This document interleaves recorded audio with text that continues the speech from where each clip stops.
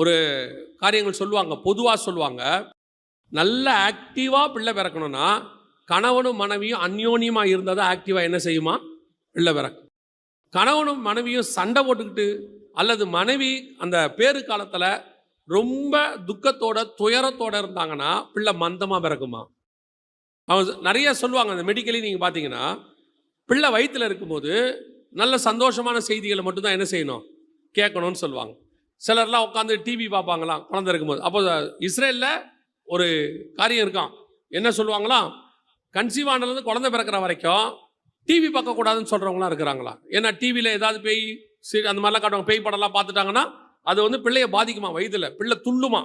இப்போது மரியாள் போய் வாழ்த்துதல் சொன்ன உடனே வயிற்றில் உள்ள பிள்ளை துள்ளிட்டுன்னு இருக்குல்ல, அந்த மாதிரி டிவியில் நீங்கள் எதையாவது பார்க்கும்போது அந்த பிள்ளை என்ன செய்யுமா, பயப்படுமா. உள்ள ஹாரர் சவுண்டு அல்லது ரொம்ப சவுண்டு கேட்கும்போது பயப்படுமா. அதான் டாக்டர்ஸே என்ன சொல்கிறாங்களா, பிள்ளைக்கு நல்லா மைல்டு மியூசிக் போடுங்க, பிள்ளை நல்லா வளரும்னு. இது உலக பிரகாரமாக. அதே காரியத்தை தான் சொல்கிறோம். உங்களுக்கும் ஆவியானவருக்கும் நடுவில் ஐக்கியம் நன்றாக இருக்குமானால், உறவு சரியாக இருக்குமானால் சபையிலே தேவ பக்தி உள்ள சந்ததி பிறக்கும். அது பிறக்கிறதுக்கு என்ன வேணும், சபைக்கும் ஆவியானவருக்கும் நடுவில் ஐக்கியம் சரியா இருக்கணும், ரெண்டு பேருக்கு நடுவில் உறவு கரெக்டாக இருக்கணும். ஆவியானவர் இருக்கிறாரா முதல்ல, இங்கே ஏவாள் இல்லை. அதனால தான் ஆண்டவர் ஒரு தடவைக்கு 2 தடவை சொல்றாரு, ஆதாமுக்கோ ஏற்ற துணை இன்னும் உண்டாகவில்லை, இன்னும் சபையில் ஏற்ற துணை இல்லை.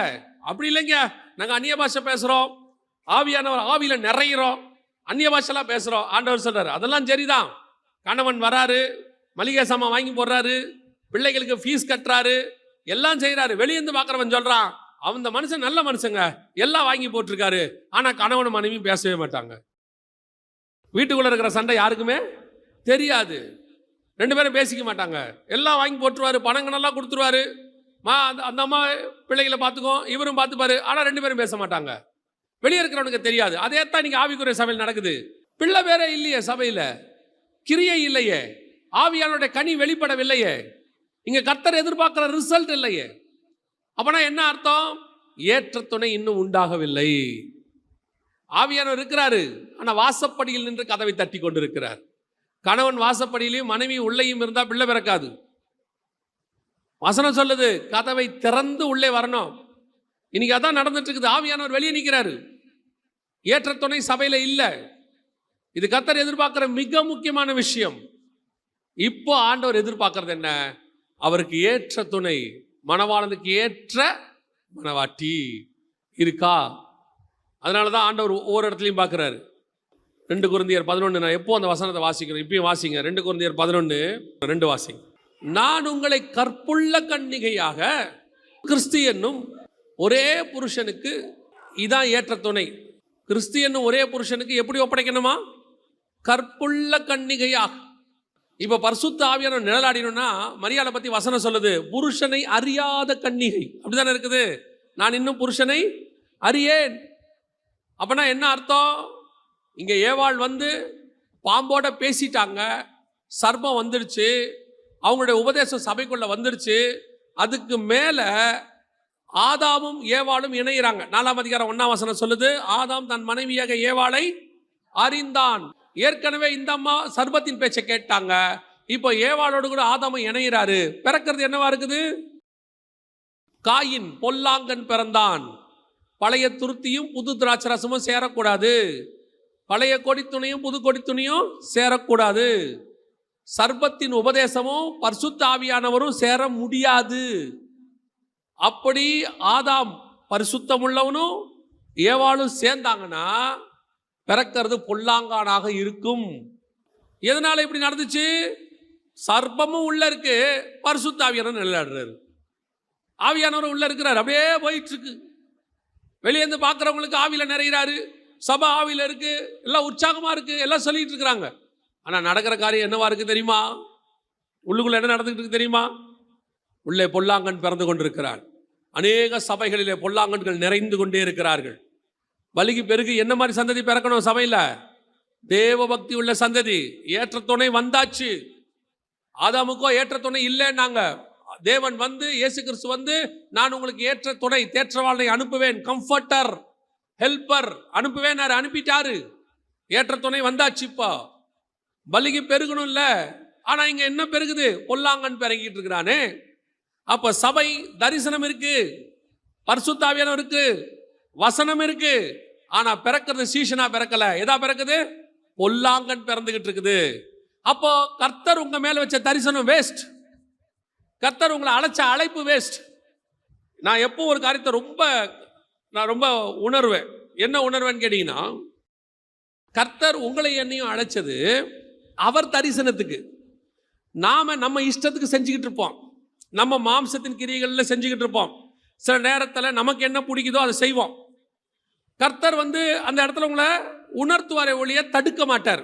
உணர்வு இருக்கும், நம்ம வேணாம் பண்ண வேணாம் இப்படிலாம் தோணும், ஆனால் தடுக்க மாட்டார். இப்படி போயிட்டே இருக்கும். உங்களுக்கு தெரியாது, உங்களை அவருடைய தரிசனத்திலேருந்து கர்த்தர் வெளியே அமுச்சிட்டாருன்னு உங்களுக்கு தெரியாது. நான் சொல்றது உங்களுக்கு புரியுதா இல்லையா? அப்படியா அனுப்பிடுவாரா அப்படின்னு கேட்குறீங்களா? ஒரே ஒரு வசனம் மட்டும் வாசிங்க. 1 சாமுவேல் 13ஆம் அதிகாரம் 1வது வசனம் வாசிங்க. 1 வருஷம் ஆயிற்று, இஸ்ரவேலை 2ஆம் வருஷம் அரசாண்ட போது ஒரு சம்பவம் நடக்குது. அந்த சம்பவத்தில் அவர் என்ன சொல்றாரு பாருங்க. 14வது வசனம். இப்போதோ உம்முடைய ராஜ்யபாரம் நிலை நிற்காது. கர்த்தர் தம்முடைய இருதயத்திற்கு ஏற்ற ஒரு மனுஷனை தமக்கு தேடி அவனை கர்த்தர் தம்முடைய ஜனங்கள் மேல் தலைவனாயிருக்க கட்டளையிட்டார். கர்த்தர் உமக்கு விதித்த கட்டளையை நீர் கை கொள்ளவில்லையே என்று சொன்னான். அப்படின்னா என்ன அர்த்தம்? முடிச்சிட்டார், வேலை முடிச்சு. இது எப்போ நடக்குது? சவுல் ராஜ்யபாரம் பண்ணின 1ஆம் வருஷம். 1 வருஷம் ஆயிற்று, 1 வருஷம் முடிஞ்சிருச்சு, 2வது வருஷம் நடக்குது. ஆனால் சவுல் எத்தனை வருஷம் ராஜாவாக தான் தெரியுமா? 40 வருஷம். அடுத்த 38 வருஷம் அவன் அழைப்பிலேயே இல்லை, அவன் தரிசனத்திலேயே இல்லை. இன்னைக்கு அதே மாதிரி நிறைய பேர் ஆவிக்குரிய வாழ்க்கையில் வாழ்ந்துட்டு இருக்கிறாங்க. கர்த்தரை அவங்கள தள்ளி ரொம்ப நாள் ஆச்சு. கர்த்தர் அவங்கள வேணான்னு சொல்லிட்டார். இப்போவும் சொல்கிறேன், பாவம் செய்ததுனால அப்படி அர்த்தம் இல்லை. பாவம் செஞ்சு உணர்த்தும் போது அதற்கு கீழ்ப்படியாமல் துணிகரமாக செய்யும் போது. சவுலுக்கும் தாவீதுக்கும் என்ன டிஃபரன்ஸ்? 2 பேரும் கர்த்தருக்கு விரோதமான காரியங்களை ஈடுபடுறாங்க. ஆனால் தாவீது மனம் திரும்புகிறார், உணர்வடைகிறார். இவன்கிட்ட என்ன இல்லை, நான் கரெக்டு தாங்க. வசனம் சொல்லுது, 2 பண்ணுதல் வெள்ளி சூனிய பாவத்திற்கும்.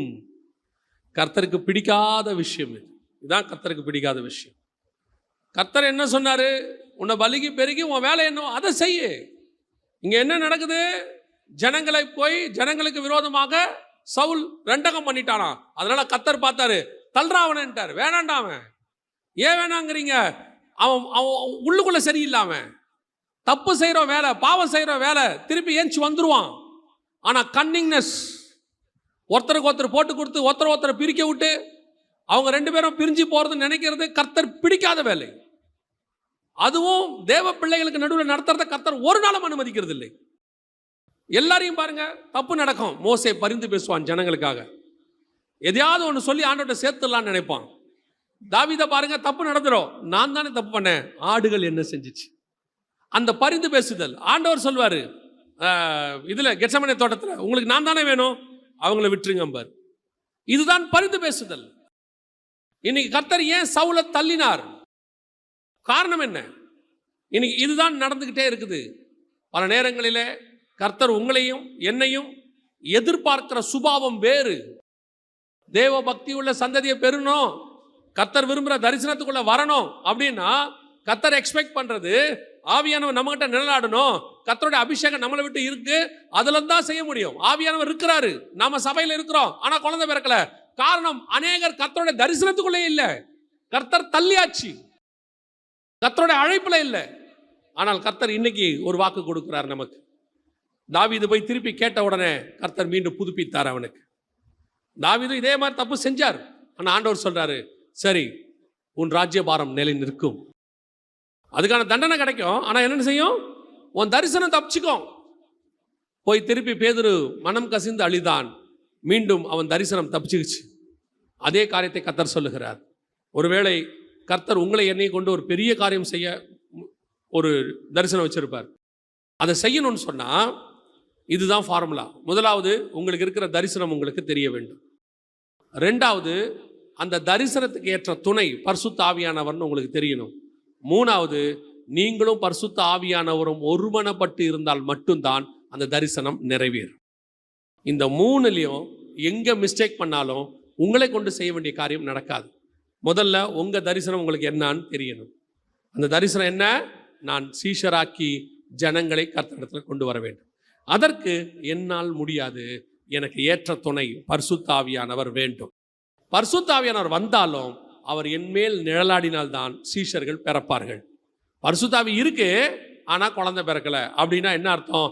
எனக்கும் ஆவிக்கு நடுவில் என்ன இருக்குது? ஏதோ பிரச்சனை இருக்குன்னு அர்த்தம். இன்னைக்கு அதை சரி பண்ணும்போது கர்த்தர் சொல்றாரு, நீங்கள் பலுகி பெருகி பூமியை நிரப்புவீர்கள், அவர் உங்களை கொண்டு பெரிய காரியங்களை செய்வார். அல்லேலூயா.